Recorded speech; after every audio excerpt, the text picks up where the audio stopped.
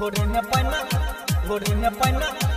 हिला देबो घोड़ी में पैना हिला देबो घोड़ी में पैना हिला देबो घोड़ी में पैना ऊपर चढ़ के छौरी नाचे फटाफट गे पेड़ को कनी छौरी मिनिए सकट गे। अच्छा हे गे ऊपर चढ़ के छौरी नाचे फटाफट गे पेड़ को कनी छौरी मिनिए सकट गे। बियर पेप्सी में ढार के पिया देबो आई मुंड बनल छै गे ढोरी में पैना हिला देबो आई मुंड बनल छै गे ढोरी में पैना हिला देबो। ऊपर चढ़ के छौरी नाचे फटाफट गे पेड़ को कनी छौरी मिनिए सकट गे। ऊपर चढ़ के छौरी नाचे फटाफट गे पेड़ को कनी छौरी मिनिए सकट गे।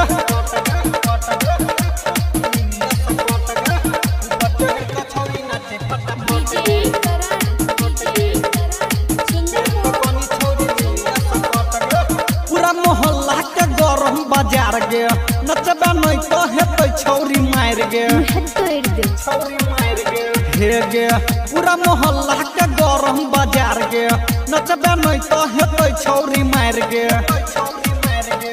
खाली देबो पंसैया नहीं खुला देबो आई मुंड बनल छै गे ढोरी में पैना हिला देबो आई मुंड बनल छै गे ढोरी में पैना हिला देबो।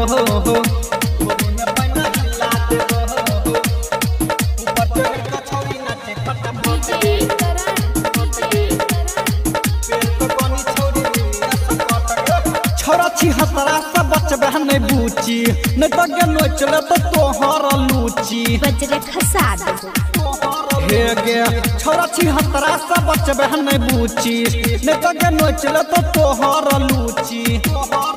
बिना गने के मंच पर डोला देबो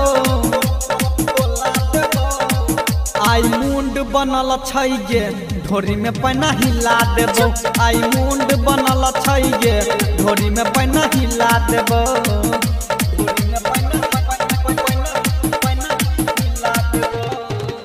यदुवंशी रिकॉर्डिंग स्टूडियो पटना। अखन के चढ़ल छौ 16 के जवानी छौरा के बीच में है छूट जतो पानी बिकिया जान लेबी की अखन के चढ़ल छौ 16 के जवानी छौरा के बीच में है छूट जतो पानी। बिकी राजा संजीव से मिला देबो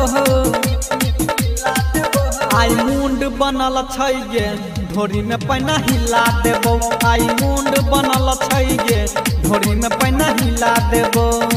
ऊपर चढ़ के छौरी नाचे फटाफट गे पेड़ को कनी अपन मिनिए सकट गे। ऊपर चढ़ के छौरी नाचे फटाफट गे पेड़ को कनी छौरी मिनिए सकट गे।